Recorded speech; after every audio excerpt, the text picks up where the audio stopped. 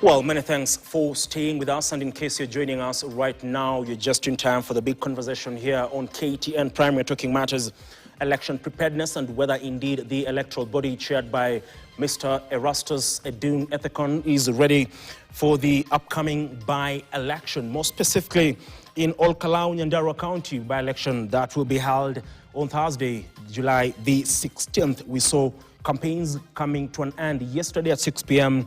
amid allegations of voter bribery. We saw violence being meted on a section of opposition figures, and that includes Yala Member of Parliament, Honorable Kanini Kega, who claimed that yesterday police officers were ready to open fire on him, only that he managed to escape. And joining me to make sense of this particular conversation and to make you understand whether indeed IEBC is ready for this mini poll is to my immediate right, Mr. Nordin Khagai, who is an advocate. A very good evening to you, sir.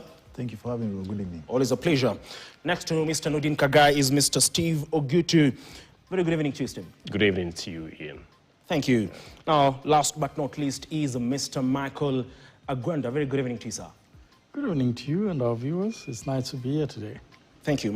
Thank you very much for, of course, making time. Let me begin with you. Just briefly, I want to get, views from all of you in regards to what has been happening in Olkalau, more specifically in the last 1 month, and what we witnessed even yesterday. Generally, Mr. Gwenda, from where you sit, how can you, term what has been happening in Olkalau in terms of campaigning amid allegations of voter bribery and also issues to do with violence, goons being unleashed on, not only political leaders but also supporters? Well, Ian, campaigns are very, very intense in this country because it comes with a lot of expectation. In this country, what we've not learned is there is life after politics. Unfortunately, to the politicians across the divide, is that when they are going for campaign, it is about life and death. We've raised our level of adrenaline to a level where we cannot possibly even separate real life and politics part of it. It is in this country where we say that election is done and people start politics the next day. Now that tells you how intense a by-election will be like. Remember that this is a campaign that whoever is going to be elected will only sit in the office for hardly a year. In fact, before 1 year elapses, he will be hitting the road campaigning again to retain the very seat. The amount of money we are seeing these candidates using is insane, even compared to what they will earn in the next 1 year from Parliament. But is it the candidates or it is the parties that are making this thing huge the way it is today? I can say without any reservation that this is about political parties more than the individuals that are flag bearers of those respective parties. The government has a candidate. The united opposition seem to have a candidate.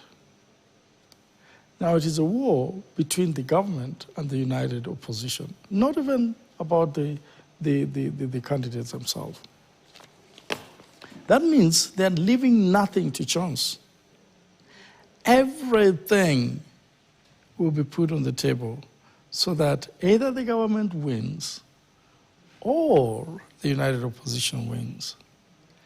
I think when you look at it from that context and context, then you will know why this is not like any other by-election. We are hoping that this will be the only by-election that we'll be having, and then we go to the next general election. Mm-hmm. And so it's about life and death. The government want to show that they still have support in Mlima Kenya. Okay. The opposition want to show them, on the other hand, that you know what, you cannot put your finger right here in Mlima Kenya if we don't say anything about it. More than anything else, Gachagua himself, Honorable Gachagua himself. Okay. So as we delve deeper into it, I think that to me is my preamble on what is happening in Ol-Kalou today. Thank you very much. Steve, even as you give us just what you feel about it, briefly, you has alluded to issues of, these goodies being unleashed by the government in Ol-Kalou. From where you sit, some of them have, deemed all this development goodies as voter bribery. Do you agree with them? It's the government's job to ensure that, citizens get development, whether that is bribery or not. I mean, that is for, that is something that I don't have the authority to speak about, right? Because the government job, as we know it, is to ensure that, development reaches every part of the country. But just to add on to what Mike has said here, I think what is happening in the country right now, especially in Ol-Kalou, is very unfortunate. That tied to what happened in Kisumu over the weekend, this culture of gunnism and how violent it's evolving every day. It's something that should really worry us as a country. We have been through that path. In 2007, 2008, we were in that path. In 2017 and subsequent elections. And it's a path that we should not want to take again as a country. And I think I just want to urge, the government, because the government now serves as a bigger brother, right? They have a higher moral responsibility in terms of them being a government, And I think it's very important that the agencies that are charged with the responsibility of ensuring security and safety generally for Kenyans really come in and do investigations about some of these pieces of violence that are happening in Ol-Kalou and in Kisumu as well that we saw the other day, and other parts of the country, so that the perpetrators are really, are put to task and they're held accountable for their actions. Because if this goes unchecked, then that is very bad precedence for the country. But also, let me say this. IBC, as we know it, is established under, I think, Article 88 of our Constitution, right? And the same article that establishes IBC prescribes about 7 functions of IBC, right? We have, of course, big things like the boundary delimitation. We have issues like voter education. But there is one important function that IBC has not been doing well on, and that is regulation of candidates, right? I think IBC should also take this role very seriously. Candidates who are found to contravene electoral laws, cause violence and bribery, as we have seen, then they need to be expunged from the list of candidates who are contesting. Because not doing that is actually perpetuating a culture of violence, and that is, like I've said, is not something that we need to condone as a country. Pretty much. Mr. Khagai, let me come to you now. He has alluded to the issue of violence, the issue of goons and all. The IBC chairperson, Mr. Ethekon, days ago talked about chances of the commission in itself thinking about postponing this particular election. With the violence that we've seen, we've had allegations of voter bribery. Should the commission have postponed this election? Should they have postponed it? No, thank you for having me. First and foremost, I believe the commission is waking up too late in this party, for example. We've had other by-elections, one in Mbeere North, in Narok for MCA, and there's one that happened, we had Malava, we also had an MCA by-election in Kakamega, if I'm not wrong. Even Kasipul. And Kasipul as well. And all these by-elections had one common denominator. There was violence that particular day. There were videos of bribery. There were actions of the use of national security organs. In Mbeere North, we had issues where we could see that a tallying center was attacked, all right? A polling station was closed before time. all those issues. So I believe they're now waking up to the realization that they have failed in all those by-elections. And if people are actually serious and people actually took these matters in a proper way to court, believe me, most of them will be annulled. So what we see today, for example, in Mbeere North, if it is an issue of goons, we have something called the Elections Offences Act, all right? Why haven't they put that to place? We have the issue of bribery. We can all see who's bribing people there. It is clear, we can all see, all right? And the penalty for that is a minimum of 2 million shillings. And that is the fine, or imprisonment not exceeding 6 years, or both. That is number one for bribery. Why can't they actually, they have the power to do this, why can't they actually take this upon themselves? Number two, on the issue of national security organs, we are seeing people, we saw the excesses in Mbeere North, for example. Nobody explained the reason why a polling station was torched, the ballot boxes, were torched, that police officers came and tear-gassed people in a polling station before time was actually over for voting. Those are things the IBC has not addressed. Number three, we have the issue of using of public resources. My brother here tells us that the government can actually do development. Do you want to tell me the only time the government knows there's time for development is when there's elections? So you want to tell me when people are given gas cylinders, boats in Olkalau, I don't know what boats are doing, what the boats will do there. They've been given boats in Olkalau. People are getting flour, food stuff and all those. That is a form of bribery. There are now rumors, I don't know if it's true, there are allegations that apparently there's an invitation to State House. That in itself is an illegality because if it actually happens, we don't know if it's, but if it actually happens, it is way beyond the campaign period. So we have to be honest with one another and tell the IBC that we are not children in this country. We can see what is happening. And if at all they are not biased, if at all they understand their mandate, then let the law follow its course at the end of the day. Okay. If it's a matter of bribery, if both parties are bribing people, then take it upon yourself and make sure that those candidates are either disbarred from vying or taken through a procedure that the court has actually put through. Okay. So at the end of the day, I believe we are just playing lip service to Kenyans at the end of the day. And this issue of the postponement of that by-election does not heal anything. Because even if you move it from 16th to the next month, the same issues will occur because no one has been surcharged in court. No one has been taken to court and fined and found guilty of bribery. So up until then, leaders will believe that they can do whatever they want to do because even the same law, the Offences Act, the same law prohibits public officers from conducting campaigns. We have seen CSs doing this. We have seen the Deputy President do this. You see, so at the end of the day, we are not strangers. We know what we are seeing. Their video evidence is the same. So if the IBC is serious, they know what they're supposed to do. Up until they do that, then all this they're telling us is a time-wasting gimmick at the end of the day. Pretty much. You've talked about voter bribery, you've talked about penalties, what the Election Act talks about.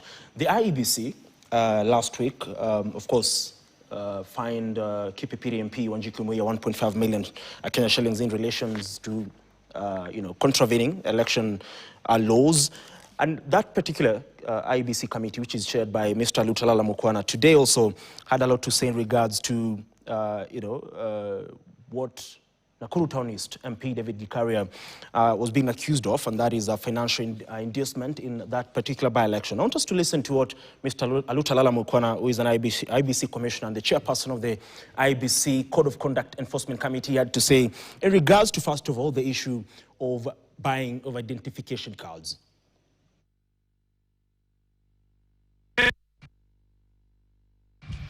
The respondent is further recorded in the certified electronic evidence before the committee, addressing residents in the following terms. Ulipiga kura, sivyo? Kuna kitambulisho ilikuwa inaitishwa. Hakuna kitambulisho ilikuwa ikiitishwa. Mtu alikuwa akifanya nini? Unaweka kidole. Kama ID haiitishwi, unatumia kidole. Ufike ujiwekee kidole. Hakuna ID. Hautaitishwa ID. There's another concern on grounds of voter bribery. This is what Lutalala had to say earlier on today.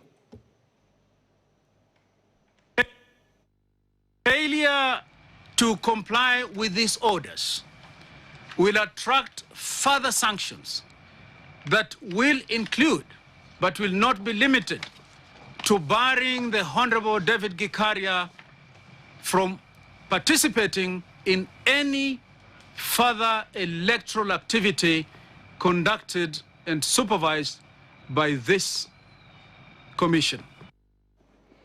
Well, finally, before I come back to you, Mr. Nordin Khagai, there was a ruling in regards to what Mr. Gikaria, Honorable Gikaria, did, and which was deemed as, contravening the election laws. Let's listen in.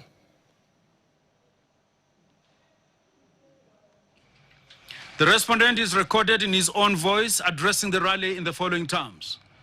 Lakini mimi nilikuwa na 1250 ya mikutano ya jana. Watu wakajaa.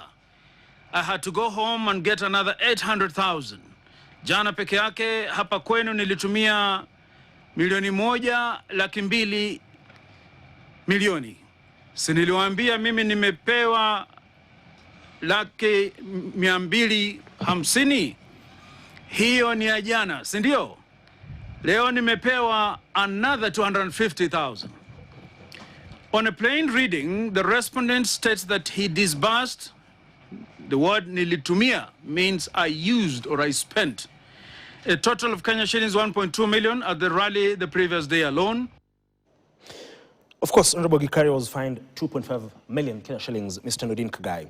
But that is besides the point, because Honorable Njikumuye's fine was, temporarily halted, the payment of that particular fine by the court. So there are two things here. One, IBC is fining, those who've been accused and have been found to have breached election laws. But also the court on the other hand is, halting that, although temporarily. So what needs to be done here to ensure that we address this issue, really? You see, at the end of the day, the IBC is a first stop. So if at all you feel aggrieved, for example, that's why I think the second redress, trying to appeal the fine that they've been given. But if the court finds them culpable, of course the court will now make sure that they actually pay the fine or actually serve also both with a prison with a prison time. Because what if it doesn't? If it doesn't, then it means whatever IBC was used as evidence in its conviction did not meet the standards, the threshold. Because you see, at the end of the day, before you issue out a decision, you look at the evidence. But I do believe that if at all they have substantial evidence, then the court will just actually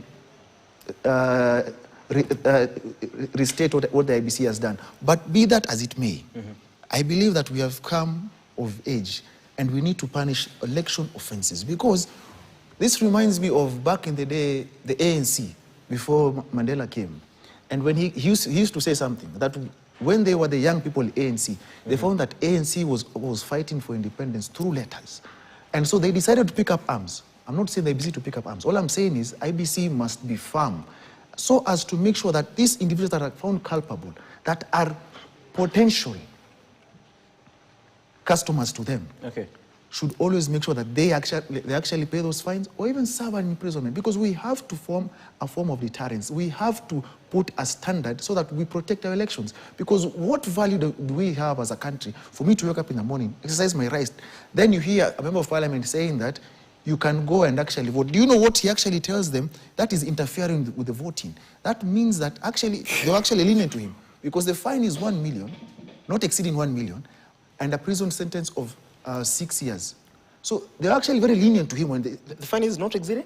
It's actually they actually went higher and above. It's supposed to be 1 million, not exceeding 1 million, because it relates to voting. Because he said you can go and vote without an ID. You can go and vote without the voter registration. Looking at the voter registration, that means it's an offense as to voting. So the fine is actually 1 million, not the amount they've quoted. So that in itself, if he has appealed on the same, then he'll go back to 1 million. Because that's what the act says. Okay, pretty much. Of course, the MP has 48 hours to pay that particular fine. Honorable Njikumuye was given 72 hours to pay that particular fine. But coming to you, Mr. Gwanda, what more does IBC need to do? Because fining seems not to be enough. At the end of the day, the politicians who are fined do have this money. They can pay this money, and these offenses keep on, recurring over and over again. So what needs to be done to ensure that this really is, brought to an end? Well, Ian, as far as I'm concerned, there are rules and laws that governs the election of this country.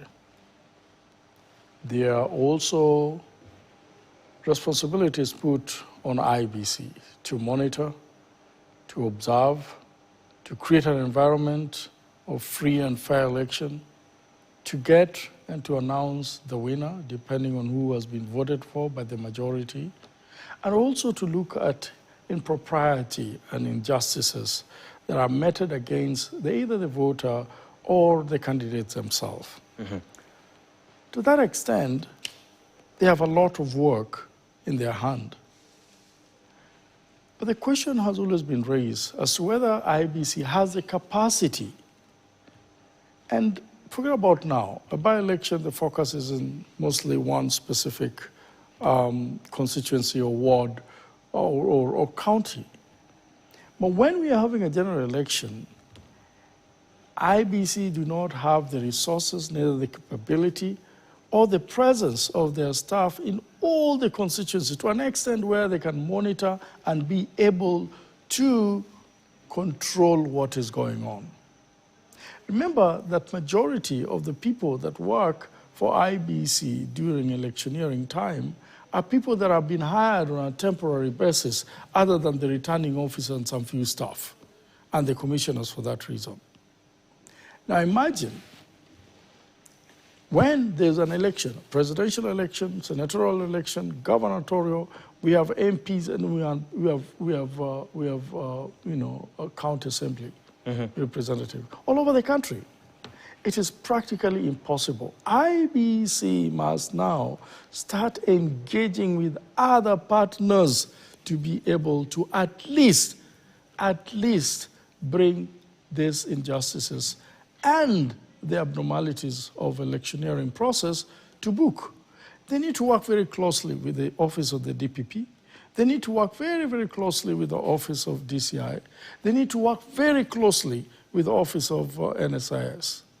And most importantly, they also need to work very closely with the government of the day. Because we might have the law in place, but if we have weaker implementation of those very laws, then we can have politicians that are fined 250,000 or $1 million, and that's nothing to them, especially if they know that whatever they've done is going to give them an edge over their opponents. They will still do it. Okay. But when you have punitive responsibility and punitive charges against candidates, they will stop these things. We're talking voter bribery. They will stop. If it's not voter bribery, it's having people attacking your opponents. If it's not that, it's an outright defiance of the Constitution, like what that member of parliament is saying there, that you can come and vote without your ID. What about the other places where people have been told, now get your ID so that you can vote with it? You understand? Because for now, all we are saying is for you to be able to have a word and have a say in the next general election, get your ID. Now you find a leader that is coming out and saying, you can come and vote without your ID. When did the laws get changed in this country that you can walk into a polling station without an ID? These kind of things have to be condemned so that IEBC can also have the teeth, but they will not have the teeth that will bite so bitterly that all the aspirants will be able to understand if they don't work closely with other government agencies that can bring these people to book. One of the things that need to be done very clearly, if you have been found to have violated some of these things, whether it's voter bribery, whether it is, fight, whether it is all, attacking each other and all that stuff, we need to have these candidates be cut off from the ballot box. If you do that once or twice, if you do just about 3 times only, nobody's going to be engaged in these things. But because we've never seen somebody that has been prosecuted, and not just prosecuted, has been removed from the ballot as a result of this voter injustices and preparedness of the general election, you find everybody still doing the same thing.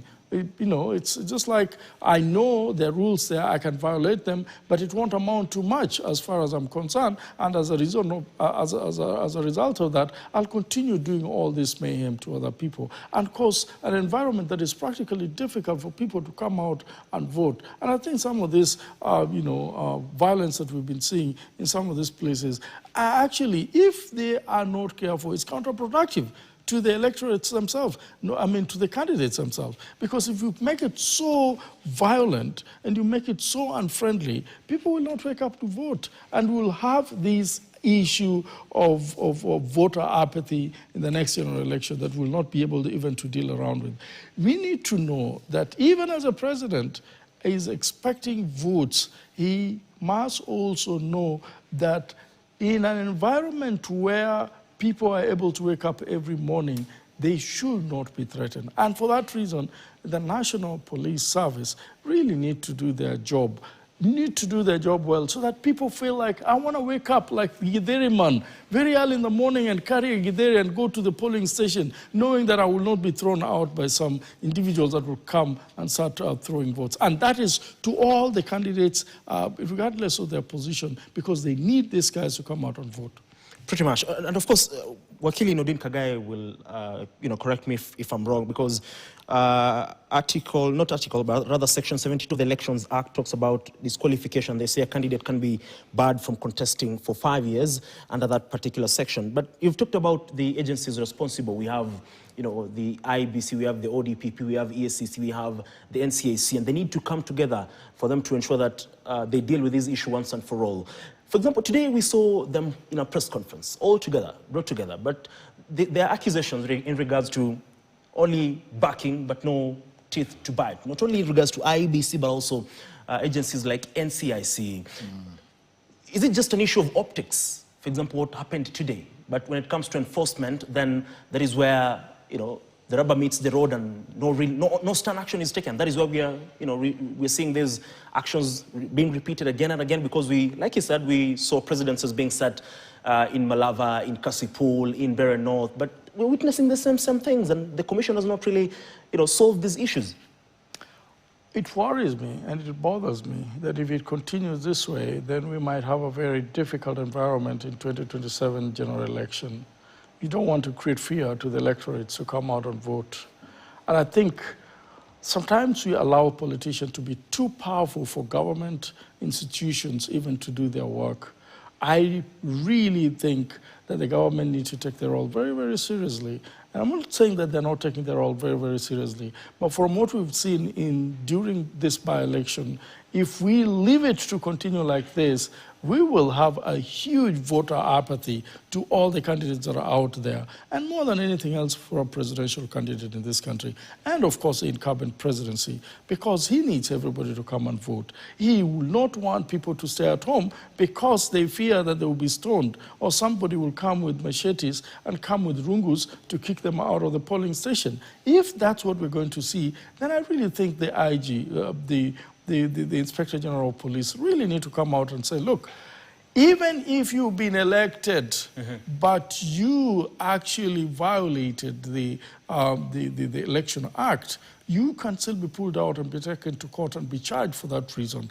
Let it be hard for these guys, especially the politicians, that think that during election or by-election like this, you can do anything. And because you have a crowd behind you, there's nothing they can do for you until the election date. I really think that this is the era of digitalization. This is the era of social media.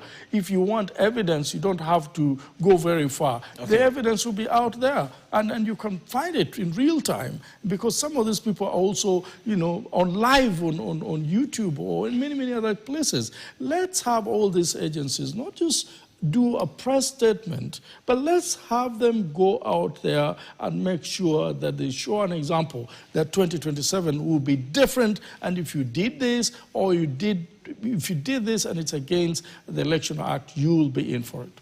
Fair enough. Let me come to you, Mr. Gutu. In terms of preparedness, they say this is a dress rehearsal for August 2027, the general election that is coming in just over a year from now. Right. There's an international report that says there's a high likelihood that there might be post-election chaos or so. I think they've put it at around 84.1% here in the country. How big of a test is it for IEBC to ensure that this particular election, despite the fact that we've witnessed violence, we've witnessed voter bribery, how big of an election, or by-election rather, is it for IEBC to ensure that Kenyans can also have the trust in IEBC as we head to the general election in 2027? Right. I think These by-elections are in many ways a big test for the capacity of IEBC to manage elections transparently and peacefully, because that has been an issue with previous commissions, right? And so, and I also want to add to what my co-panelists have said here, that the issue of electoral malpractice will not be tackled through press conferences, right? These people know what to do. The ODPP know what to do, the DCI know what to do, and they must work very closely to ensure that, you know, these issues are tackled once and for all. Because if we don't, if they don't swing into action as early as this, then we are setting the country into what we may not be able to manage, as it were. And let me also say that it's time for IEBC to really assert its independence. It's time for it to really be very apolitical in terms of how it's discharging its mandate. They don't need to be seen to be favoring a particular candidate or a particular regime or party. I think it's very important that they remain apolitical as is enshrined in the Constitution. And this is why, because IEBC, compared to other independent commissions, is a very sensitive commission. It determines the temperature of the country. It determines the stability of the country, as we have seen. Just a slight error, a slight misinterpretation of their action can cause a lot of violence in this country. And so they have to really take their mandate seriously as enshrined in the Constitution, be transparent, be apolitical in terms of how they discharge their mandate. And these guys these politicians who keep on causing mayhem, I think they need to be investigated, they need to be arrested, they need to be brought to book, because failure to do that, we are encouraging a culture of violence, a culture of electoral malpractice that is going to cost this country a lot. Every year, every electioneering year, at least maybe two years to the election and about 2 years after election, and there are studies that have been done around this, reports that have been published around this, that the country's economy really gets hit around this period.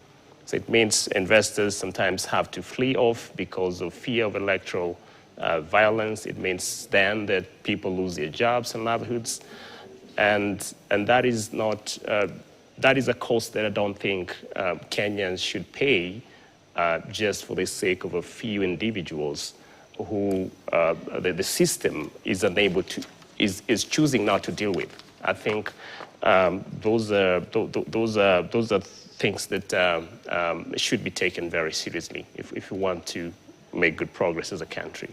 Okay, pretty much. Yeah. Khagai, we've talked about Section 72 of the Elections Act. You'll correct me if I'm wrong on that, but why are we not seeing this particular section being put into test? Because at the end of the day, one would expect that if this is something that is happening repeatedly, then we ought to enforce such mitigations as provided by the law to ensure that we curb these issues. What then what is preventing this commission from enforcing that particular section? Simply because we have this country suffers from a leadership crisis, right? That is number one. Number two, we have lack of independence of these institutions. There is no day that you will decide as political players as to who will become an IEBC commissioner, then expect the same commission to be impartial, then expect the same commission to be independent. There is no way you as a political player, you will be the player, the football, the VAR, the referee, the manager, then expect that you are going into a fair contest with your opponent, and that must be sanitized as an election. That is the problem we have. Mm-hmm. And the issue we have with that section is that IEBC is unable to do anything, because at the end of the day, They're not independent. That commission is not independent. You spoke about NCIC. Do you know that NCIC seeks consent from the CS to investigate? So if, for example, proximity to power, and what we have seen in this country matters corruption, proximity to power means that those who are closer to the government that is of that particular time are never charged of any corruption cases. But if you are seen to be in the opposition, then you and the Subarus are best of friends. On a Friday night, you are chasing your way around the country so that you can hide from a Subaru. That might get you and take you to a holding area before you're brought to court on Monday. So I do believe that the issue of we have weaponized this war, be it corruption, be it the issue of election offenses, because those who are seen closer to the powers that be are never touched. And so there is no way now that you will only focus on those that are in the cold, that is quote unquote cold.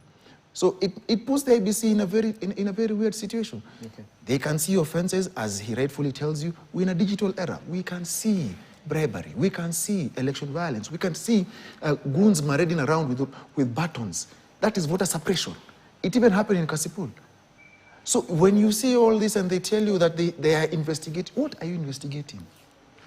But if you provide them with these particular videos, they'll tell you, oh, we now have to go and authenticate these videos.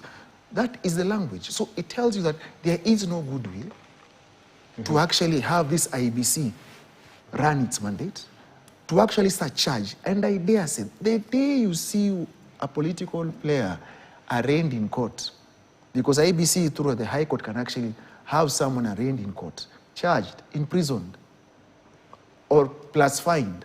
One, the first one, the second, no one will bring about issues of election offenses. Okay. Up until that happens. But so long as they know that we can just go to a certain corner, a certain room, knock, and get everything sorted out, tomorrow they will do the same thing. And that we are here talking about an election that is meant to happen on Thursday.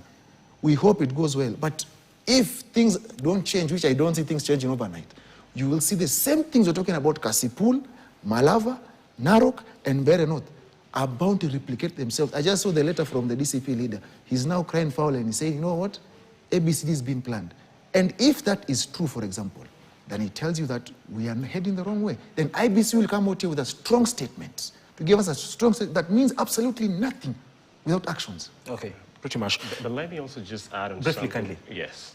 The issue of party discipline. I think it's very important for these parties to really self-regulate their candidates and how they do things, because we cannot just be blaming IBC and other players while there are a lot of these issues that can be tackled at the party level. I'm sure most parties have a disciplinary committee.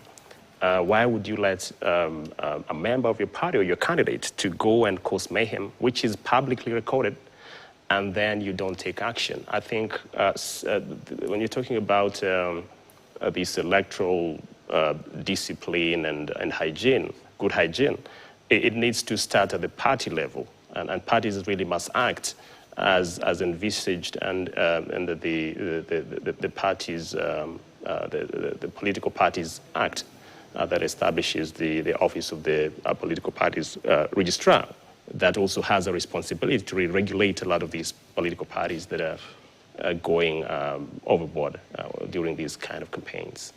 Okay, because that is where I was going. And Mr. Gwenda, we've alluded to goons. We've alluded to matters voter suppression, intimidation. The issue of goonism has been on the table for a very long time now. The past few months, we've seen goons raining terror on, not only political players, but also, citizens out there. But the concern is these goons are being, groomed, they're being financed, they're being oiled by the political class. The same people who we say are untouchable. The question then would be, we've seen leaders in the security sector, the CS for Interior, the PS for Interior, talk about how they're going to handle this particular issue, how they're going to deal with this particular issue. The president pronounced himself, I think a couple of weeks ago in Nandi County. But the question is, this thing is, it keeps on happening day by day. So have the top leaders, not only the security sector, but also, in terms of government, not only, the police inspector general, but also the PS for Interior, the CS for Interior, the key players in the security sector failed in terms of ensuring that these goons are neutralized? Well, I do not believe that we have goons in this country. What do we have? We have so many young unemployed youth that can easily be swayed from one direction to the other at a promise of very little, unfortunately. I think it should worry the leadership of this country that the numbers of these young people is increasing every day. The question would be... If we do not, the numbers of these young people are increasing every single day.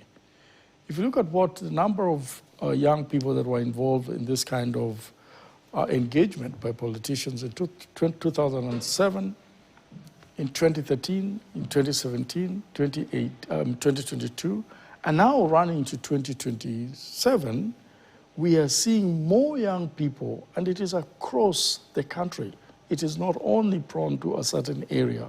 It means that we are having so many young people that are unemployed and are looking for anything that they can put in their pocket. And they're so dejected, so frustrated. A number of them have gone to school really well, finished universities, have degrees, and have nothing to do. That, to me, is a timing bomb. That you are training very intelligent people in this country, but they seem not to have a place to use their intelligence, to use their skill, to use their certificates in. That's why they're easily swayed by politicians who want to benefit from a large crowd of perhaps unruly individual with a promise of a very small token. I sympathize with those young people because I don't think that's what they want to do. I think when they wake up in the morning and somebody calls them and tells them, I will give you 500 shillings, and they don't have money for data, they want to run there so that they get that 500 shillings. If they had a place to go to that they could be easily engaged in to get an income, we will not be seeing this number of youths. Let me give you an example. Okay. You go to the first world countries. There's an accident that has taken place. You'll probably find about 2 or 3 people. Nobody is standing by the roadside to watch how this thing is happening.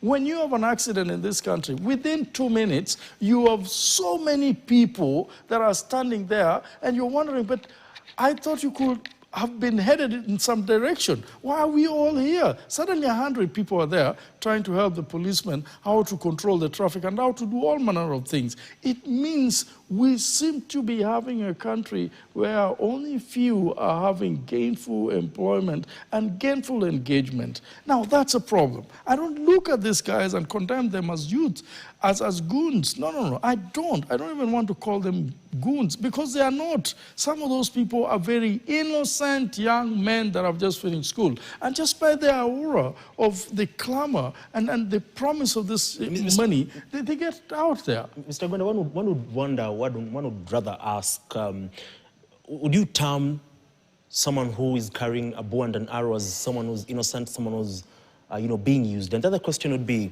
if they're being swayed by politicians, then who's supposed to stop these politicians from swaying them? When I looked at the statement of the county commissioner in Kisumu, he said they had evidence. They had intelligence of what was happening. Remember, the work of the police office is not just to wait for you so that you commit an offense and then they arrest you. Their main work, in fact, the work of NIS is intelligence. Gather the intelligence, use the national police now to either avert or, when an offense is committed, have those people apprehended, and then subsequently arraign those people in court. I want to believe that the policemen need to get out there and do what they're supposed to do with the vigor that it's supposed to use. Because if the policeman says this is not going to happen in this country, it won't happen. We saw what happened in Mungiki, and we saw Muchuki come out very strongly. Within a very short time, Mungiki disappeared. It was completely, eradicated. We have to start agreeing in this country that let the policemen do their work. And it is, no matter who you are in this country, we need to be subservient to the laws of this country. And to that point, I want to say this. Definitely. If the policeman realizes that these people are armed and they've been hired for one reason or the other, there should be no reason why they should not be apprehended, so that whatever mayhem they want to cause is averted or stopped before it happens. Mr. Gitu, have these key players in the security sector failed Kenyans in handling this issue of guns, really? Because every day we see pronouncements left, right, and center from the topmost leadership of the country to those in the security sector, but it keeps on upping day after day. Yeah. You know, we have what I'd call the gunism economy, right? And people who, you know, really depend on gunism to survive, right? And they serve as security to politicians, as has been noted, and sometimes they call shots in a lot of these rallies and other political activities. And I think the security sector, the ecosystem of the security sector in the country, I believe that they have the right capacity, you know, to really detect whenever these kind of incidents are about to happen, like what we saw in Kisumu and what we saw in Olkalau and other places. And they also have the capacity to act, you know. So the question is, why aren't they doing, discharging their mandate as it should be? And this can tell you that maybe they take orders from somewhere, right? And that brings me to the point of, you know, we need to really avoid politicizing the security sector. This is a sector that we need to really, as a country or leaders, really avoid politicizing. Because doing so, it really jeopardizes their efforts to be viewed independent, you know, especially when it comes to political circles. They must be led to do their job. Politicizing the sector, you know, makes things even more complicated, and citizens lose trust in this institution, and that makes it very difficult when it comes to investigation and addressing a lot of these security-related issues. But let me also speak to the issue of unemployment in this country. I think we all know that Kenya, in terms of unemployment in the region, it's one of the largest youth unemployment. We have about 17% of unemployment rates in the region. And I know the government is trying to do enough. It's trying to do something, you know, in terms of creating jobs through affordable housing projects and other initiatives. But that is not enough. I have consistently stated that the job of the government is not to create jobs. The main work of the government is to actually create an enabling environment. And here I'm talking about the right policies that attracts private sector investment, you know, to come in and create opportunities for young people. Failure to do that, we are setting this country again for chaos that we may not be able to address when they occur. We need a lot of good policies that will encourage people like Dangote to invest here and other local investors, you know, to invest here. We need a lot of good policies that will encourage these innovative, educated young people to start businesses, give them, you know, tax incentives and things like that, so they are able to really self-employ and create opportunities for others. Okay, we're almost running out of time, but Mr. Khagai, even as I know you have a few issues you want to respond to, but as you respond to that, whatever is happening in Olkalau, whatever happened in Olkalau, what does it say about our democracy and the cost of it as we speak today? We fought for a democracy that we are yet to fully enjoy, because if my view isn't the same as yours, why must you attack me as a person? If I belong to a political party, let's say X, and we're having our rally, why must you attack us? Like what happened to Linda Mwananchi the other day. And you saw those goons who were throwing stones and open buttons had police officers standing beside them. So that tells you that we are, it's like a gangland country. What Coolio used to say, the late Coolio, may rest in peace, a gangster paradise, you know. And we cannot try and mask this, Because at the end of the day, they use, the young people are seduced, misused, then abused. Then later on, they are found dead. Because after you use them, it gets to a point that they are no longer needed. And the sad reality is that they are used because of poverty and unemployment, as they rightfully say. And that reminds me of a song by Richie Spice. It was called Youths Them Cold. He used to say, in the streets getting hard, and the youths, them are cold, searching for food from the pot. They can do anything to fill that gap. Meaning, even if they become goons, pick up a baton, people will misuse them. But at the end of the day, you're selling your future for a packet of flour for 500 shillings. That for them, it might look small for you and I, but for them, they feel that that is what they need today. The sad reality is that we have to look at how we run our country. The issue of running the country as a gangster paradise has to stop. It can't stop because those who sit at the helm of this country believe that these young people are there to be seen and to be used. That is why when a political party is launched, the first thing they do, they look for T-shirts to brand the young people to run on the streets. But when they need to have a serious discussion or a neck meeting, they will pick the most useless of the young people to put in that boardroom so that they show that we have one person that is represent the young people. But at the end of the day, the intention is to use them, market the party, then once they get to where they are going, leave them in the same place they found them so they can keep using them. So the sad reality is that the young people have to realize that even in politics, it is more about interest. Someone wants to become a member of parliament. That is their dream. Away from your dream, what do I gain from it? The day we reason like that as voters, like on Thursday, the people from Olkalau are going to vote. I don't even know what any of those candidates stand for. All I know from the DCP candidate, he has very good songs for campaign. What I know from the guy from UDA, he comes with boats and gas cylinders and mattresses, written GOK. Is that really what the people from Olkalau want? At the end of the day, who are they serving? The political masters, the political party, or you as a person? So those are issues as citizens. Even if we look at IEBC and the leadership that we have that has failed us, you need to ask yourself, how do I want my next 5 years from next year to be? The moment you have an answer, you will elect proper leaders. And all the clowns we have, you know, where they say, when a clown moves into a palace, it doesn't become a king, it becomes a circus. Okay, pretty much. To your final submissions, gentlemen, and Mr. Gwanda, one would wonder, why is this Olkalau by-election very important? Is it a referendum on the government's performance so far? Briefly.